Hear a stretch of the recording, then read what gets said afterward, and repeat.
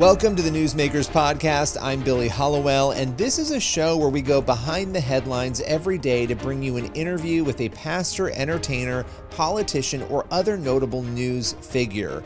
And this is a show, again, it's daily, but it's based on our weekly TV show, which is also called Newsmakers. You can watch it on the CBN News channel and also on our YouTube page.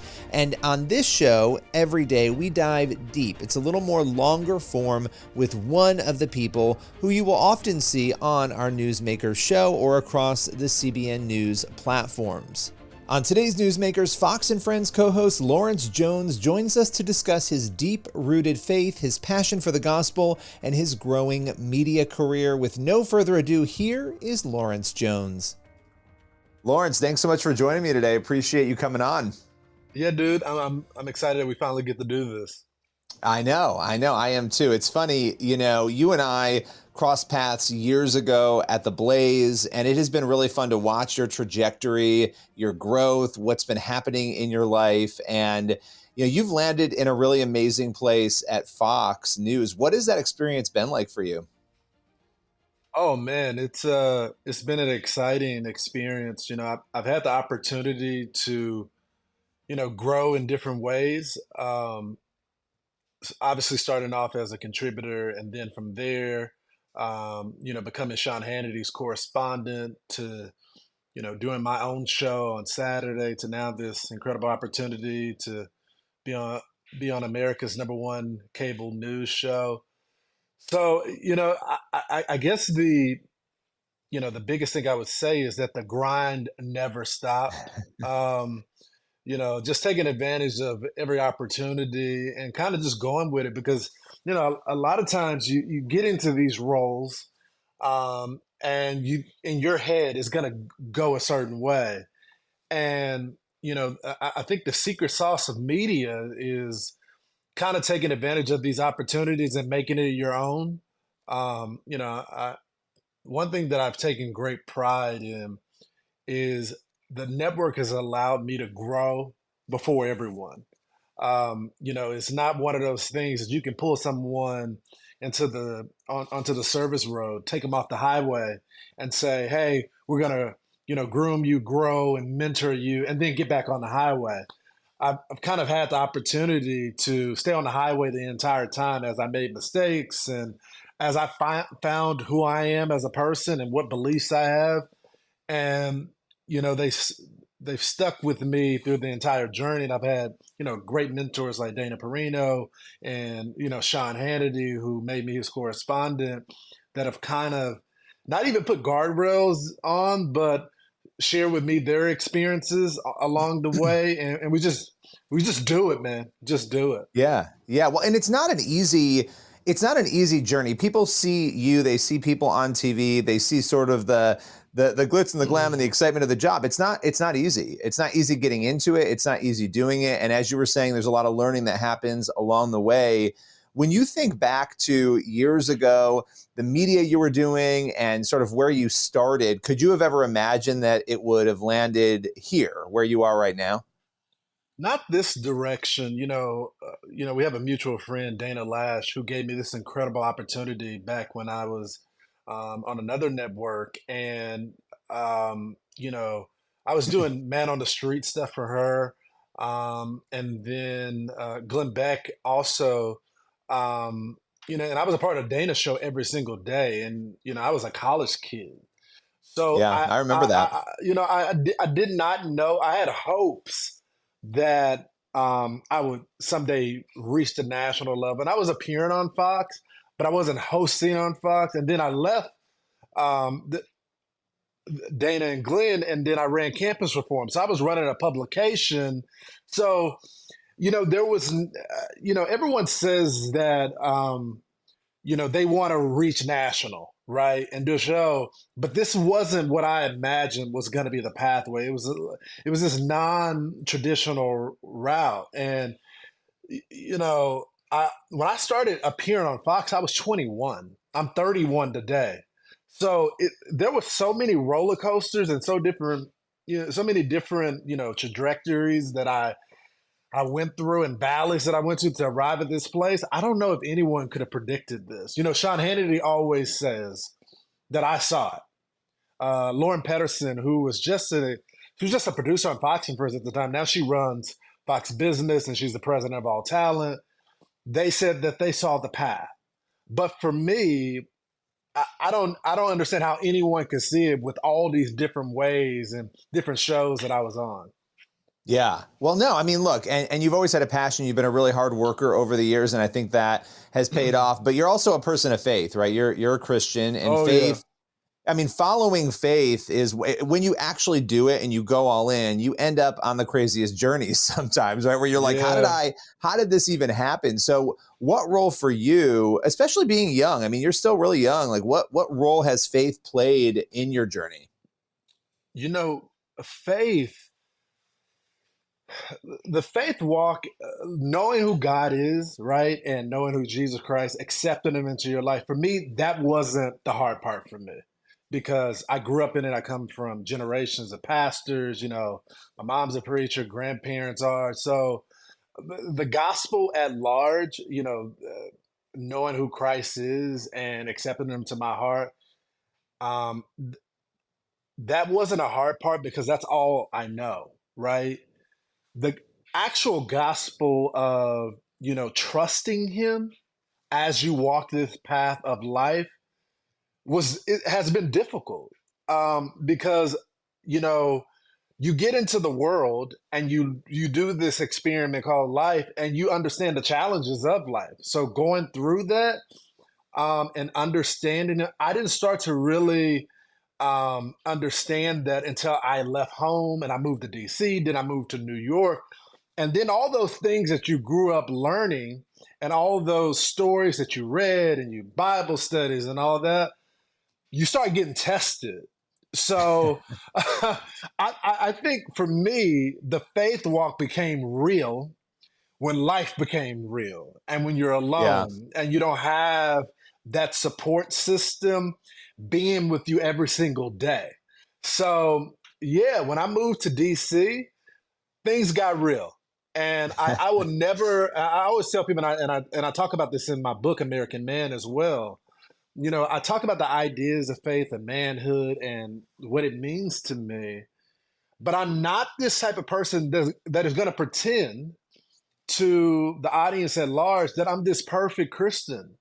And I think that is part of the gospel itself is understanding that Christ paid it all because I'm imperfect. And anytime that we try to project ourselves as these perfect uh, beings, I think we take his glory away. Mm. Because if we have it all together, then he wouldn't need to pay it all on the cross for our sins. And so I think as I've grown older, I have accepted being this imperfect human and understanding that I'm striving to be more like him, knowing that I don't have it all together. And I think as a young Christian, we try to, at least I did, I tried to pretend as if I had it all together when I didn't, you know? Yeah, well, and I think too, I know for me, when I was growing up, I always felt this pressure to be Yeah, perfect. You know, when you're in church, it's like, no, you have to put your best foot forward. And it's like, look, we should always be trying to be like Christ. But when we make mistakes and we fail, hiding those things and pretending that they're not happening, that breeds more yeah, struggle and more problems, right? So I do think there's a culture of that. And when we're honest that we're struggling with things and we're helping one another, it's an important thing to be open and honest about all of that, while again still striving to be who God wants us to be. Do you find do you find that it's a struggle in media with the attention and the fame to hold on to those things? I mean, how do you navigate that? um, you know, I I don't find it a struggle to hold on to who God has called me to be and be that person. I think the one struggle that I often face in it is because I'm proud to be a believer. I'm proud to represent the gospel. Is being so proud, but having your flaws and your mistakes then broadcasted as well. So it's like, oh, he's a believer, but he made this mistake. And I'm like, yep, I pretty much did. Yep, he got a little heated. Yeah, he may have used profanity and he kind of let it get the best of him. And I'm like, yep, I wasn't the best ambassador then.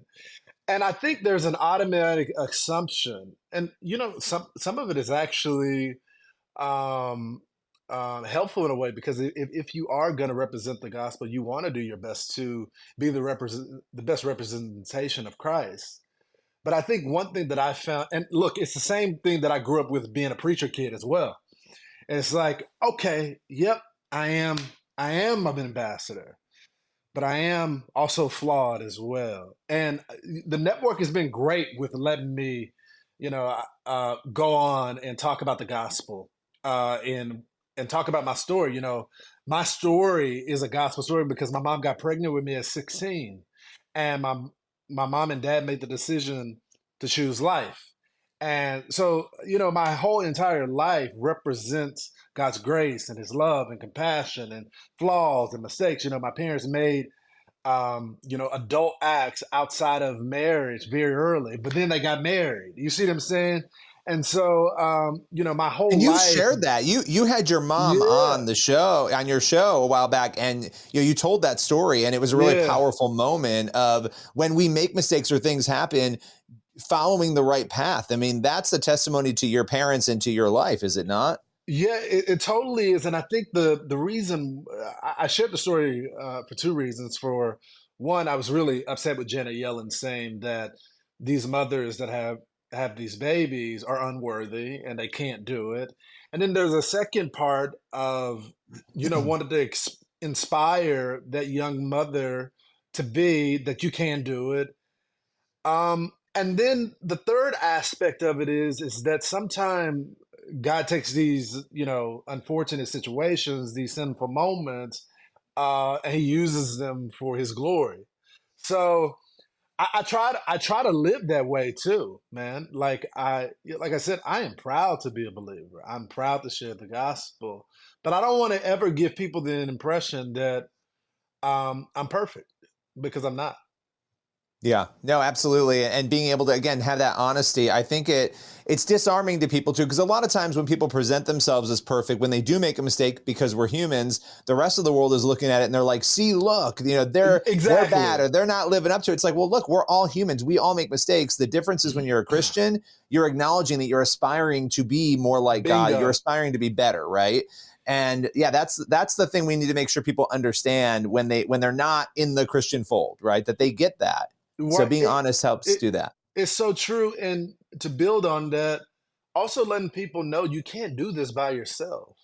Like there's a source for power. And I think so often, my generation, we get ourselves in a lot of trouble now because, we're all about self now, it seems like, and we put it all on our own shoulders. And I think the reason why to one point, there's so much social anxiety and rates of depression is because we feel like we have to do it by ourselves. There is nothing that these young people believe that is greater than themselves. There's nothing supernatural. There's nothing that they believe that is, all powerful. And so I hope to share with my generation that there is someone that is knows all, that has all the power, that can change your situation, or can choose not to change your situation and it be okay. Yeah. Um, and I think that's the gospel. Yep, there's a bigger plan. We can't always see it, and we've got to trust, and that's important. Now, I wanted to pivot to something that I think is really interesting that Fox and Friends has been doing, which is this concert series with Christian artists, which is pretty cool to see. I mean, you've had a lot of people on. There's a couple more concerts coming up here. What's it like to to be able to be on a show where that element is there? That faith element is there. Of course, there's mostly secular content, and then you have that. So, what has that been like? Yeah, so my pastor's son, Anthony's uh, Anthony Evans, is actually going to be performing this week for our Faith and Friends series. The most interesting part about this, so one of my producers is the one that coordinates all of our Faith and Friends series. And believe it or not, he's actually Jewish. And the story about Ari is that his mom and his dad introduced him to Whitney Houston's mom's church in New Jersey. And so he has this, he grew up with this appreciation for gospel and Christian music. And so he's been coordinating these series, and you've been able to see the different aspects of the church. Um, I was texting my co-anchors the other day because Ricky Dillard was doing the Faith and Friends series, and it is a traditional, black church choir that is, performing, and they go, "Is that how it is in church every Sunday?" And I'm like, every Sunday, every Wednesday, probably every Thursday, and it's much more, upbeat and it's moving. And then you got your traditional Christian music, Crowder, you got, Passion, you got, all these other Matthew West, yeah. Matthew West, and even Anthony, who is like more CCM, but can also do gospel music. Um, I think it's beautiful, man, that we've brought that to Fox, and because they do that, we have our summer concert series that is much more secular, and you get all that, but we also have our faith, and Yeah. I think seeing it all and having a platform for it all, I think it's been some of the most beautiful conversations. Not and we've had people from our audience message us about them crying on Sunday morning. People that haven't been to church in a while, but we're bringing church to them in their living room. And a diverse. I really like what you were saying there. Because a lot of people. I mean, was it MLK who said that Sunday morning is the most segregated time, of the week? And it's like, Yeah. I mean, a lot of people are not exposed to other types of worship outside of their church, right? So when you have all these different types of music coming in the Christian realm, we're all part of the same family, right? That's pretty powerful to have that, and you don't see that many places. So that's actually a really unique piece of what you guys are doing there. Yeah, that's what I love about it, and is giving. Obviously, it's not a full service. It's these segments are probably like 5 to 6 minutes, um, but I think the story in that is God doesn't need a lot of time, like to make an impact and to look. I always tell people when I am sharing the gospel with amongst friends or colleagues or just people I just may. I'm not trying to go in there and, harass them and try to, I always tell people, God doesn't need any help because he doesn't. You know, I'm hoping that what they see in my life and the little morsel that I share with them uh, can help change their life and say, hey, I don't know what it is. There's something different about this guy in some way. There's a little something thing that I want to know more about. Well, that's Christ. And I think that's what the summer, Faith and Friends series is doing is just sharing just a little bit with the audience. So they want more. Yeah, no, I love that. All right, final question for you, because I want to make sure we talk about this. You mentioned it before, but American Man, Speaking the Truth About the War on Masculinity, your book that came out last year. Why did you write this? What is your hope for the impact of it? Yeah, so I wanted to inspire the traditional man and the traditional woman and let them know that, hey, first of all, it is okay. You're not doing anything wrong. Society has failed us right now. And I think in a lot of cases, as my pastor says, as men are supposed to lead the family, lead their households, that if there is something wrong with society, then men are to blame right now, and that we haven't taken our positions in society. But there also is this element of toxic masculinity that the left has been talking about. And I kind of destroy some of the stuff that they're talking about in the book. I tackle it head on. But I also interview all these men that a lot of us know that believe in the same principles that we are. And we kind of defend it as well and talk about how we can be better, and it's also a guide map. We don't bash womanhood. We appreciate womanhood, but we also appreciate manhood. And we need both. And honestly, a lot of these principles come from faith. They're biblical principles. I don't think that the Bible should change. I think the Bible is clear. God has a My pastor always says there's two answers to every question. There's God's answer, and then there's everybody else's answer. And everybody else is always wrong, and God is always right. And I lay that out in the book. I love that. I love that. Well, Lawrence, I'm going to have you back again. There's a lot more to talk about, but I appreciate you giving me so much time. It was great to catch up with you today. You got it, brother. Talk to you soon. That's all for today's Newsmakers podcast. Be sure to tune in for the next episode of the show, and also head over to the CBN News YouTube channel and the CBN News channel to watch Newsmakers every week. We'll see you soon.